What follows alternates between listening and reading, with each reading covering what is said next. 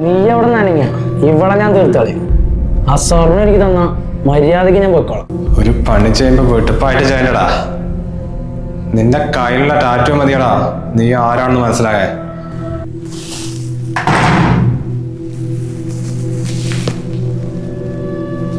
അമ്പലക്കുളത്തിലാണ് ഇമാതിരി പരിപാടി കാണിക്കുന്നത്. അതങ്ങനെ വിട്ടാൻ പറ്റില്ലല്ലോ. നീ എന്തായാലും നിൽക്ക്, ഞാൻ അങ്ങോട്ട് വരുന്നുണ്ട്. എന്താടാ അച്ചു, എന്താ പ്രശ്നം? എന്തു പറയാനാ സുഹൃത്താട്ടാ, നമ്മുടെ അമ്പലത്തിന്റെ ബാക്കിലുള്ള കുളത്തിലെ ആരൊക്കെയോ കോഴി വേസ്റ്റ് തള്ളിയിട്ടിരിക്കുന്നു. കോഴിന്റെ വേസ്റ്റോ? അയ്യോ എടാ, എത്ര ആള് കുളിക്കുന്നു അലക്കുന്ന സ്ഥലം അത്. അല്ല ഇനിയിപ്പോ എന്താ ചെയ്യാ? 2-3 ചാക്കുണ്ട്, അതിന്റെ കയറും പൊട്ടിച്ചിരിക്കുന്നു. അവിടെ നിൽക്കാൻ പറ്റില്ല നാട്ടുകാർ കംപ്ലൈന്റ് പറയുന്നു. എന്നാലും നമ്മുടെ നാട്ടിൽ വന്നിട്ട് ഇമാതിരി പരിപാടി ചെയ്ത ആൾക്കാരെ വെറുതെ വിടാൻ പറ്റില്ലല്ലോടാ. അല്ല അച്ചു, അവിടെ CCTV ഒന്നുമില്ലേ? ഇത്രയും വലിയ ഏരിയ ആയിട്ട് റോഡിൽ ഒരൊറ്റ CCTV ക്യാമറ പോലും ഇല്ലല്ലോ. ആ മെമ്പറാണെങ്കിൽ തീരെ പോരാ. എന്തായാലും ഈ ഞായറാഴ്ച നമുക്കൊരു കമ്മിറ്റി കൂട്ടണം. CCTVന്റെ കാര്യമൊക്കെ ഒന്ന് തീരുമാനമാക്കാം. എന്നാലും പെട്ടെന്ന് ചെയ്യണ്ട. എവിടെയെങ്കിലും ഒരു CCTV ഉണ്ടെങ്കിലേ പിന്നെ ഇമ്മാതിരി തോന്നിയ ദിവസം ചെയ്യില്ലല്ലോ. എന്തായാലും കുളത്തിന്റെ അവിടെ 2 ക്യാമറ വെക്കണം. ഒന്നാമത് നിറയെ പാറയാണ്, വഴിക്ക് വീണാൽ തന്നെ തീരും. ഏട്ടാ എന്തായാലും കമ്മിറ്റിക്ക് വരണം. അതെന്തായാലും ഞാൻ വരുവാടാ. ഓക്കെ. പിന്നെ സീതേട്ടാ, നിങ്ങൾ എഴുതിയൊരു ഷോർട്ട് ഫിലിം ഇല്ലേ, അത് ഞാൻ യൂട്യൂബിൽ കണ്ടിരുന്നു. സംഭവം അടിപൊളിയായിട്ടുണ്ട്. താങ്ക് യുടാ. അല്ല, അതിൽ പോലീസുകാർ ചെയ്യുന്ന കാര്യങ്ങളൊക്കെ കറക്റ്റായിരുന്നു. നമ്മളെ പോലെയുള്ള സാധാരണക്കാർക്ക് അതിനെക്കുറിച്ചൊന്നും അറിയില്ലല്ലോ. നിങ്ങൾക്ക് എങ്ങനെ കിട്ടി? നമ്മളൊരു കഥ എഴുതുമ്പോഴേ അതിലൊരു മിസ്റ്റേക്ക് വരാൻ പറ്റില്ലല്ലോ. അപ്പോൾ കുറച്ചൊക്കെ ഗൂഗിളിൽ സെർച്ച് ചെയ്തു. പിന്നെ എനിക്കൊരു ഫ്രണ്ട് ഉണ്ട് ജിതി, അവൻ 5 വർഷമായിട്ട് പോലീസിലാണ്. ബാക്കിയൊക്കെ അവനോട് ചോദിച്ച് എഴുതിയത്. എന്തായാലും സംഭവം അടിപൊളിയായിരുന്നു. ട്വിസ്റ്റൊക്കെ വേറെ ലെവല്. സുധേടാ എന്നാ ശരിടാ. ശരിടാ. ആടാ വരുന്നുണ്ട് നിനക്ക്. ആ ഷോർട്ട് ഫിലിം കണ്ടിട്ടേ എൻ്റെ ഒരു ഫ്രണ്ട് നേരത്തെ വിളിച്ചിട്ടുണ്ടായിരുന്നു. അടിപൊളിയായിട്ടാണ് അവള് പറഞ്ഞത്. പിന്നെ ഏട്ടാ വൈകുന്നേരം ചെല്ലാൻ പറഞ്ഞിരിക്കണേ, ഏട്ടനും കൂടി വരുമോ? സന്ധ്യ ഞാൻ വരുന്നില്ല പറഞ്ഞ വേറെ ഒന്നും കൊണ്ടല്ല. എന്നാൽ തൻ്റെ തറവാടിൻ്റെ ഭാഗം കിട്ടുന്ന പൈസ മേടിക്കാൻ വേണ്ടി അത് ഞാനും വരികയെന്ന് പറഞ്ഞാലേ അതൊരു മോശമുള്ള പരിപാടി അല്ലേ. എടാ ഇവിടെ അടുത്ത് തന്നെയല്ലേ, താരം ഓട്ടോറിക്ഷ പിടിച്ച് പോയിട്ടോ. എന്ത് മോശം ഏട്ടാ, അച്ഛൻ്റെ സ്വത്ത് തന്നെയല്ലേ. ഏട്ടൻ പിന്നെ എല്ലാ കാര്യങ്ങളും വീട്ടിൽ ചെയ്താണെങ്കിൽ ഞാൻ ഇതൊന്നും വാങ്ങിക്കില്ലായിരുന്നു. മരിക്കണവരും അച്ഛൻ തന്നെയല്ലേ അവിടുത്തെ എല്ലാ കാര്യങ്ങളും നോക്കിയത്. അപ്പോൾ രാജസ്ഥാനിലെ ജോലി എന്നൊക്കെ പറഞ്ഞിട്ട് പോയി അവിടെ ഇരുന്നു. അപ്പം മരിച്ചതിന് ശേഷം ഇവിടെ വന്നിട്ട് ആളാവാൻ നോക്കുന്നത്. അതുകൊണ്ട് തന്നെയാണ് ഞാനും അനിയത്തി ഇപ്പോൾ കേസ് കൊടുത്തത്. ഒരാൾക്ക് 20 ലക്ഷം കിട്ടും. അത് നമ്മളെ സംബന്ധിച്ചോളം വലിയ പൈസ അല്ലേ. പക്ഷെ ഇത്രയും പൈസ കൊണ്ടേ എനിക്ക് ഒറ്റയ്ക്ക് വരെ ഒരു പേടി. അതാ ഏട്ടനെ വിളിച്ചത്. ഒരു കാര്യം ചെയ്യും, നീ പൈസ കിട്ടിയിട്ടേ നേരെ ജ്വല്ലറിലേക്ക് വന്നോ, ഞാൻ അങ്ങോട്ട് വരാം. ഏട്ടാ ആ രാഘവേട്ടന് മുന്നിൽ കുറേ നേരമല്ലേ 2 പോലീസ് ജീപ്പ്. എന്താ അവിടെ പരിപാടി? അവനൊന്ന് വല്ല ചെറ്റത്തരം ചെയ്യാനുണ്ടാവും. അതിൽ ഇവിടുത്തെ പോലീസുകാർക്ക് അവൻ്റെ ബഗീച്ചയിലാണല്ലോ. ഏട്ടാ അതൊക്കെ കഴിഞ്ഞിട്ട് കുറേ കാലമല്ലേ, ഇപ്പോഴും അയാളുടെ ദേഷ്യമായിട്ട് മാറിയിട്ടില്ല അല്ലേ? അവനോടുള്ള ദേഷ്യം മാറണമെങ്കിൽ അവൻ ചത്ത് മണ്ണടയണം. ഞാനേ ഏട്ടന് ചായ എടുത്തിട്ട് വരാം കേട്ടോ.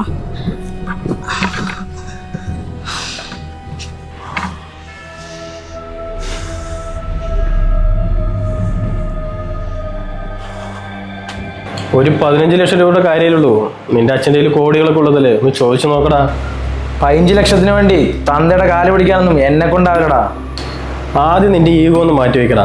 നീ എത്ര കേസിൽ പെട്ടിട്ടുള്ളതാണ്. എല്ലാ കേസും നിന്റെ അച്ഛൻ തന്നെ ഊരി തന്നിരിക്കുന്നു. ആ ഒരു ബഹുമാനങ്ങൾ കാണിക്കാൻ പഠിക്കേ. പൈസന്റെ കാര്യത്തിൽ തന്തി മോനൊന്നും ഇല്ലടാ. 15 ലക്ഷത്തിന്റെ കാര്യല്ലേ, അത് ഞാൻ ഒറ്റയ്ക്ക് ഉണ്ടാക്കിക്കോളാം. നീ ഒറ്റയ്ക്ക് എങ്ങനെ ഉണ്ടാക്കാനാടാ? ആ ഏട്ടാ ഞാൻ ഇവിടെ ജ്വല്ലറിൻ്റെ അടുത്തുണ്ട്. ആ ചേച്ചി ഭാഗം വെച്ചപ്പോ നല്ല പൈസ കിട്ടിയില്ലേ?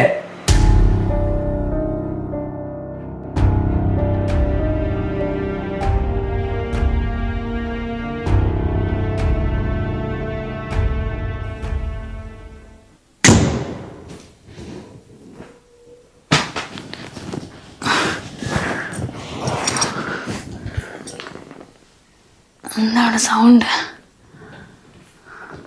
ഏട്ടാ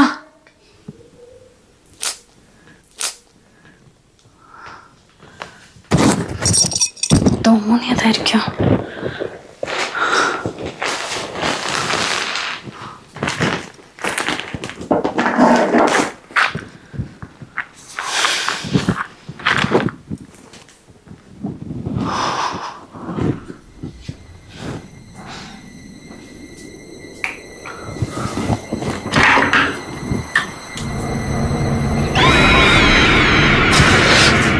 സന്ധ്യ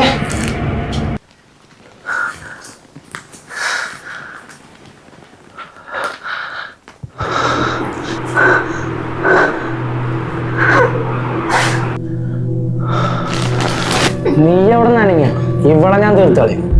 ആ സ്വർണ്ണം എനിക്ക് തന്ന മര്യാദക്ക് ഞാൻ പൊയ്ക്കോളാം.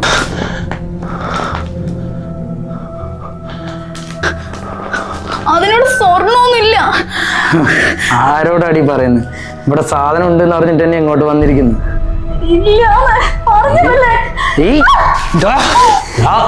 നീ ബേജാറാവില്ലടാ. ആ സാധനം തന്ന ഞാൻ പോവൂലേ? നിനക്ക് സ്വർണം പോരെ, നീ അവിടെ വിട്. കട്ടിന് താഴെയുണ്ട്. കണ്ടോടി, നിന്റെ കെട്ടിയവന് നിന്നോട് സ്നേഹമുണ്ട്. നിനക്കത് ആദ്യം പറഞ്ഞാ പോരടി. എടുക്കടി, എടുക്കടി.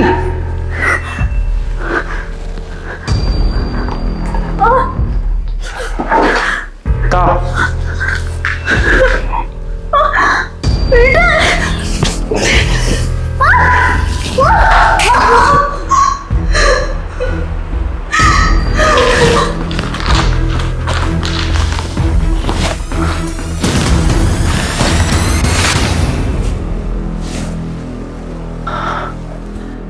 ഡാ വൈശാഖേ,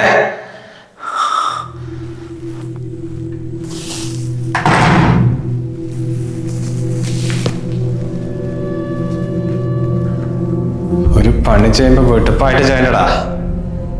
നിന്റെ കയ്യിലുള്ള ടാറ്റു മതിയടാ നീ ആരാണെന്ന് മനസ്സിലാകാൻ. നിന്റെ അച്ഛൻ നാട്ടിലെ വലിയ പ്രമാണിയല്ലേ. ഇങ്ങനെയാടാ രണ്ടും കൂടി പൈസ ഉണ്ടാക്കിയത്.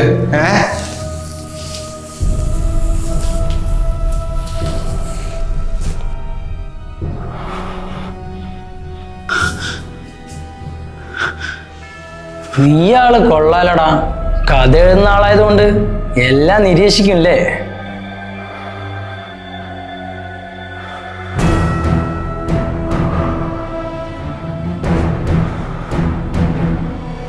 നിനക്കെന്താടാ എന്റെ കുടുംബത്തോട് ഇത്ര ദേഷ്യം? എന്റെ അച്ഛൻ നിന്റെ അച്ഛനെ റോഡിലിട്ട് തല്ലിയത് കൊണ്ടാ? പൈസ വാങ്ങിയാ തിരിച്ചു കൊടുക്കണ്ടടാ. ആ ദേഷ്യം നിനക്ക് ഇതുവരെ തീർന്നില്ലല്ലടാ. നീ അവസാനം എഴുതിയ കഥയിലെ വില്ലൻ കഥാപാത്രം അത് എന്റെ അച്ഛനാണെന്നൊക്കെ ഊഹിക്കാനുള്ള ബുദ്ധിയൊക്കെ എനിക്കുണ്ടാ. ഞാനും എന്റെ തന്തയും തമ്മിൽ അത്ര രസത്തിലല്ല. അതുകൊണ്ട് മാത്രമാണ് അന്ന് നിന്നെ ഒഴിവാക്കിയത്. രാഘവൻ നായരുടെ മോൻ നിന്നെ പോലെ ഒരു എരപ്പാളിന്റെ വീട്ടിൽ കക്കാൻ കയറിന്ന് നീ നാളെ പറഞ്ഞു നടക്കില്ലടാ. പിന്നെ ഞാൻ ജീവിച്ചിരുന്നിട്ട് കാര്യമുണ്ടടാ. ഇതിപ്പോ നിങ്ങൾ രണ്ടാളും എന്നെ മനസ്സിലാക്കിയ സ്ഥിതിക്ക് നിങ്ങൾ രണ്ടു തീർക്കുന്നല്ലേ നല്ലത്. വൈശാഖേ, ഞങ്ങൾ എന്തായാലും നിന്റെ പുറകെ വരില്ല. ഇത്രയും സ്വർണം പോയാ എന്തായാലും പോലീസ് കേസാവില്ലേ? അപ്പൊ എന്റെ പേര് പറയാതിരിക്കോ? അതും ഇവൻ. നീ ഒരു കാര്യം ചെയ്, ആ സ്വർണം അടിച്ചിട്ട് പോക്കോ. ഞാൻ അതാരോടും അറിയില്ല, എന്റെ വാക്കാ. നിന്നെനിക്ക് വിശ്വാസടാ, നീ ആണാ. പക്ഷെ ഞാനൊരു കാര്യം സ്വന്തമാക്കണം വിചാരിച്ച പിന്നെ അത് എൻ്റെ ആടാ. ചെറുപ്പം മുതലുള്ള ശീലമാണ്.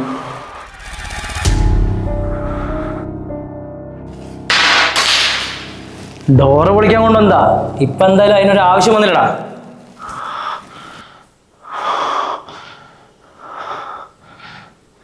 വൈശാഖേ, നീ കളിക്കല്ലേ, ഞാൻ അതാരോടും പറയില്ല.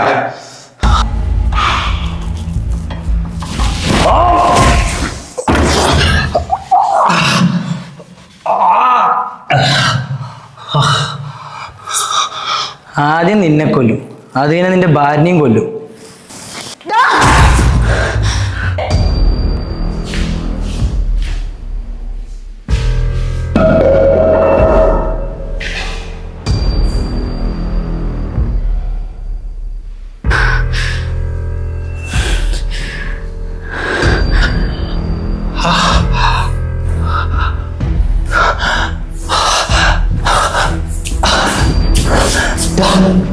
What's that?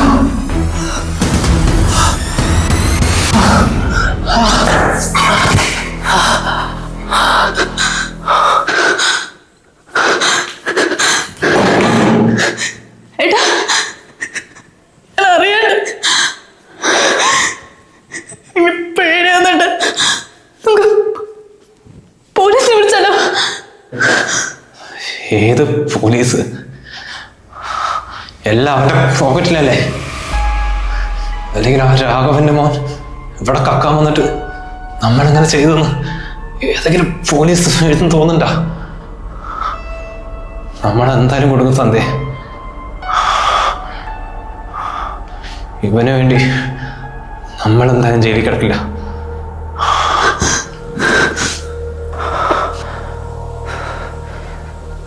നീ പോയിട്ട് ബൈക്കിൽ വന്നു നോക്ക്.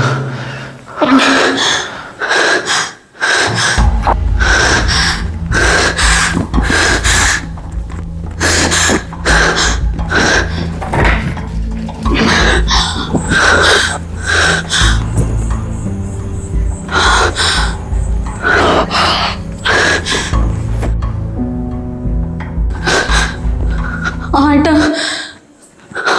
അവന്റെ ബൈക്ക് അവിടെ ഉണ്ട്.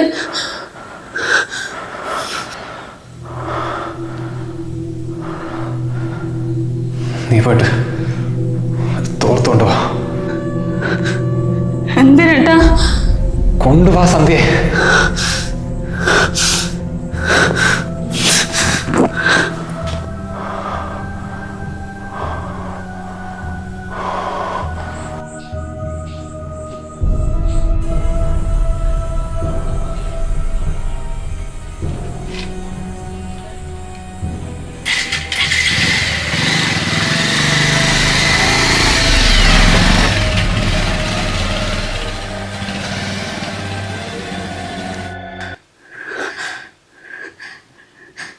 ഏട്ടാ, ഇന്നലെ രാത്രി തൊട്ട് ഞാൻ ചോദിക്കല്ലേ,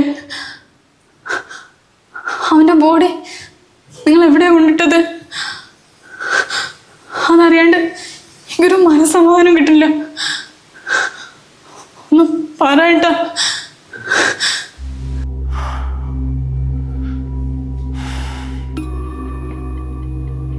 നീ ആരുടെ കാര്യം പറയുന്നത്? അങ്ങനെ ഒരാളിവിടെ വന്നിട്ടുമില്ല, ഇന്നലെ ഇവിടെ ഒന്നും സംഭവിച്ചിട്ടില്ല. മനസ്സിലായില്ലേ? ഇനി അതിനെക്കുറിച്ചൊരു വർത്താനം ഈ വീട്ടിൽ വേണ്ട. നീ നിന്റെ പണിയെടുക്ക.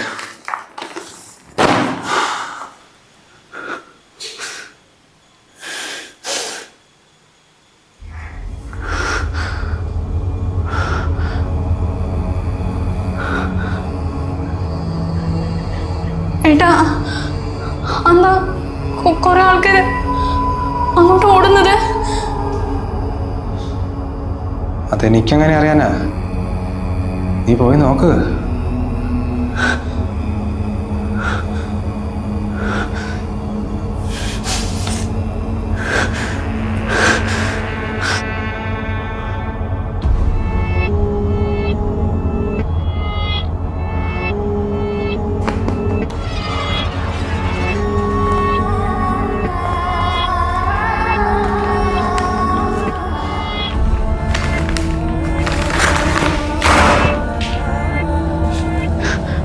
അച്ഛോ,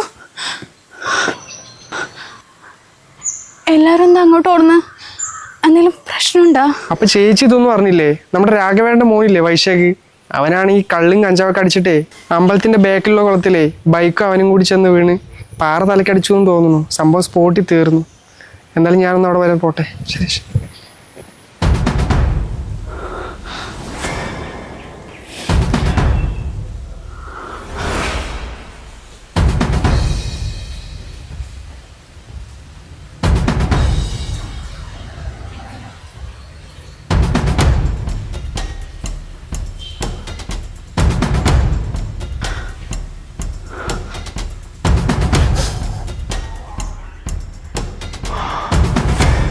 നീ അങ്ങോട്ടല്ലേ, ഞാൻ വരാം.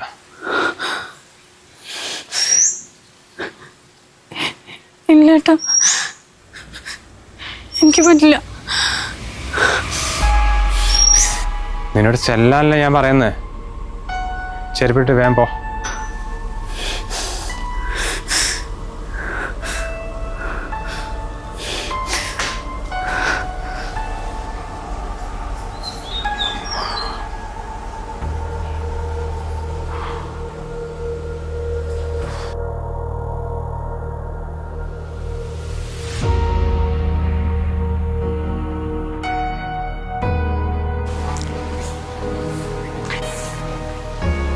അളിയാ കാർത്തി വാടാ. അല്ല ഷാജാനെ, ഞാൻ ഇന്നലെ രാത്രി 2 മണിക്ക് ആളെ അമ്പലക്കുളത്തിൽ വെച്ച് കണ്ട പോലെ ഒരു ഫീൽ ഉണ്ടായിരുന്നു. ആര്? സുഹൃത്തേട്ടനാ. അയാൾ 10 മണിക്ക് ശേഷം വീട്ടിൽ നിന്ന് വെളിയിൽ ഇറങ്ങാത്ത ആളാണ്. നീ 2 മണിക്ക് അമ്പലക്കുളത്തിൽ നിന്ന് കണ്ട എനിക്ക് തോന്നിയതായിരിക്കും. അല്ല ഷാജാനെ, ഇന്നലെ രാത്രി ഞാൻ സുഹൃത്തേട്ടനെ കണ്ടത്, അത് എനിക്ക് ഉറപ്പാ. അളിയാ, നീ 2 അടിച്ചതിൻ്റെ തരിപ്പിൽ വേറെ ആരെയും കണ്ടിട്ടുണ്ടാവൂടാ. നീ വാടാ പോവാ.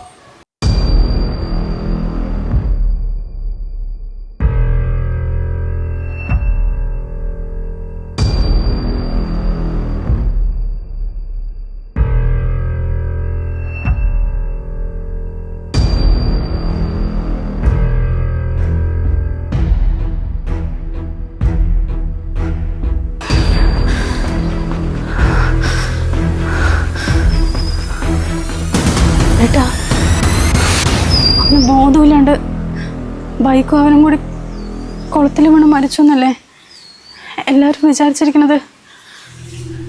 ഇനിയിപ്പം പോലീസ് അന്വേഷണമൊന്നും വരില്ലല്ലോ.